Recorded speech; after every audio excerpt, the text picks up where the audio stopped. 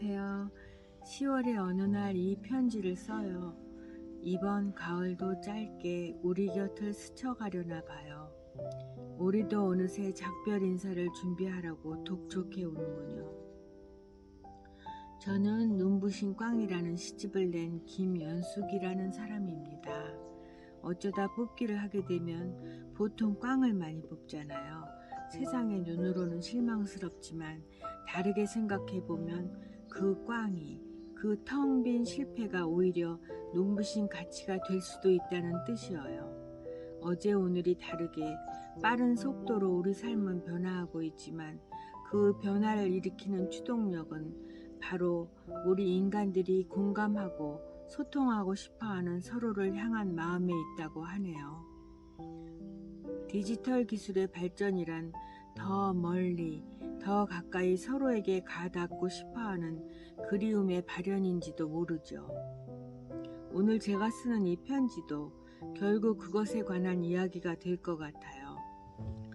코로나라는 이 재난이 닥치면서 아직 백신도 공급되기 전 속수무책으로 온 세계가 재난 속에 잠겨 있을 때 모든 지구인이 한 식구처럼 가깝게 느껴지더군요. 저에게도 특별한 일들이 있었어요. 이제 그 이야기를 해드릴게요. 저는 어릴 때부터 방구석에서 책만 읽던 활동성이 없는 아이였죠. 태어나기 전 뱃속에서의 태동조차 조용했을 거예요. 어머니께서는 가끔 밖에 나가서 5분만 있다 들어와라, 응? 달래듯 말씀하셨어요. 마지못해 겨우 집 앞에 나가 동그란 문고리를 잡고 한 3분쯤 몸을 비비 꾸며 서 있다 도로 들어가곤 했으니 얼마나 답답한 아이였을까요. 할머니는 저를 새님이라고 놀리시더라고요. 태생이 이렇고 오랜 시간을 그렇게만 지내왔으니 나이가 들고 아무리 건강의 위협을 받을 지경이 되어도 삶의 습관은 좀처럼 바꿀 수 없더라고요.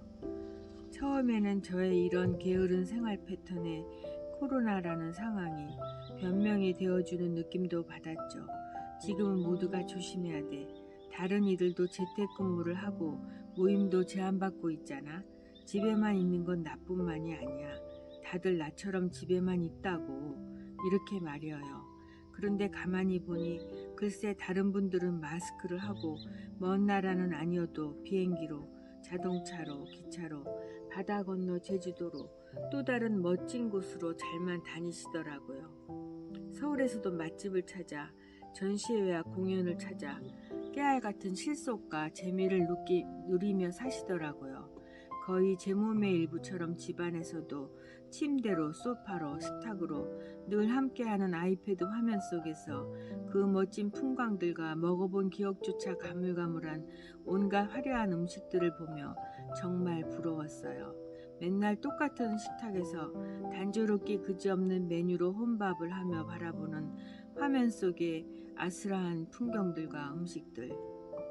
SNS를 통해 사진으로라도 보게 되어 그것도 고맙다면 고마운 일인데 그래도 제 자신은 더욱 답답해지고 초라해지는 기분이었어요. 그렇지만 사실 2021년은 저에게 더없이 좋은 한 해였죠. 귀한 친구들을 만났거든요. 삶의 영역도 많이 넓어지고요. 매일 집에만 있다면서 어떻게 만났냐고요? 그러니까 처음 시작이 2월이었으니 계절이 벌써 3번이나 바뀌었네요.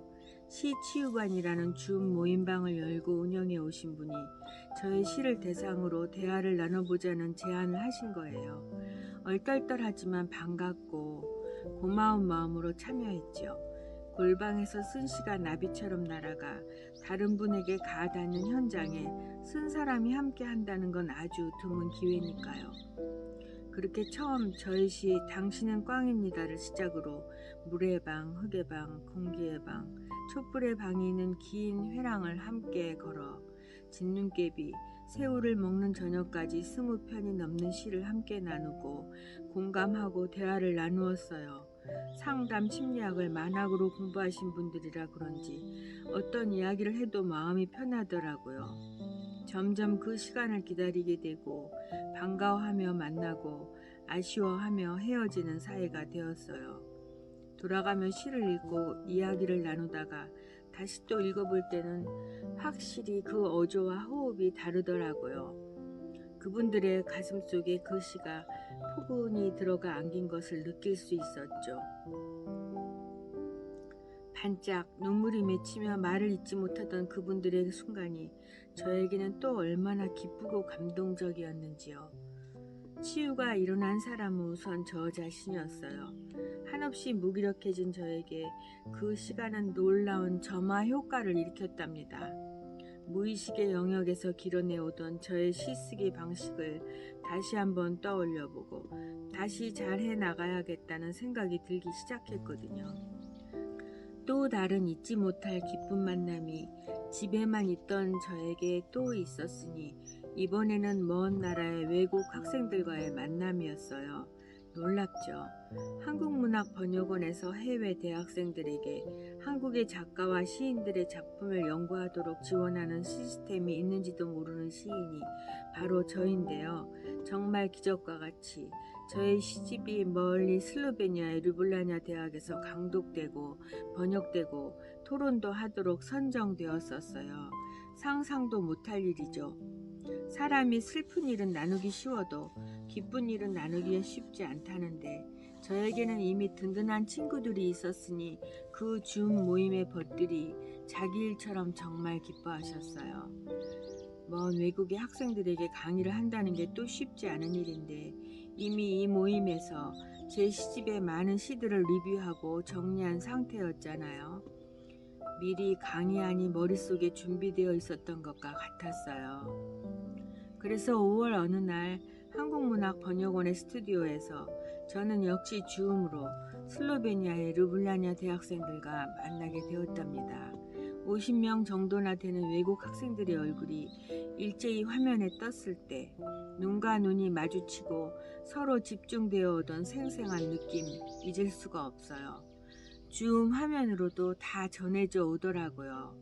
통역은 영국에 계신 선생님이 해주시니 한국과 슬로베니아 또 영국 지구의 세 지점에서 저의 시를 중심으로 한 곳으로 모이는 강의였답니다. 지금 생각해도 어떻게 이렇게 멋지고 떨리는 자리에 제가 있을 수 있었는지 신기하기만 해요. 제 생애 최고의 시간이었어요. 맞아요. 줌이라는 새로운 방식을 통해서 이 모든 일이 제게 일어났어요. 하루에 슬리퍼를 한 번도 신어보지 않은 채 지나가는 날들이 많은 제가 이렇게 새로운 방법으로 먼 곳에 새로운 친구들을 만나게 되고 시를 통해서 마음도 통하게 된 거 아니겠어요? 아참, 이 글을 쓰다 보니 한 가지 더 있네요. 바로 이 편지. 처음에 너무나 막막하고 어렵게 느껴지던 편지 쓰기와 영상 만들기. 그런데 이렇게 막상 편지를 쓰면서 생각하니 이 시간 또 기적을 만들어내고 있군요. 이렇게 우리가 만나고 있잖아요. 이야기하고 있잖아요. 이런 기회가 없었으면 찬찬히 올해를 뒤돌아볼 생각도 안 했을 것 같고 모르는 분들에게 마음을 전할 생각이나 했을까요? 이 모든 게 신기한 일이죠. 힘들고 우울하던 코로나 상황. 그래도 우리는 서로 마음을 전하고 받으며 공감하고 소통하는군요. 나이가 많은 저도 이렇게 영상 편지를 전하고 있으니 조금은 멋지죠. 물론 여러분들은 100배나 1000배나 멋지시고요. 서로 응원하고 격려받을 자격이 있는 우리들입니다. 2021년을 또 배웅합니다. 새로운 시간이 다가오겠죠. 여전히 어려운 시간이 될지도 모르죠. 그래도 우리는 이렇게 새로운 소통 방법을 계속 만들어가며 서로 안부를 묻고 마음을 확인하겠죠.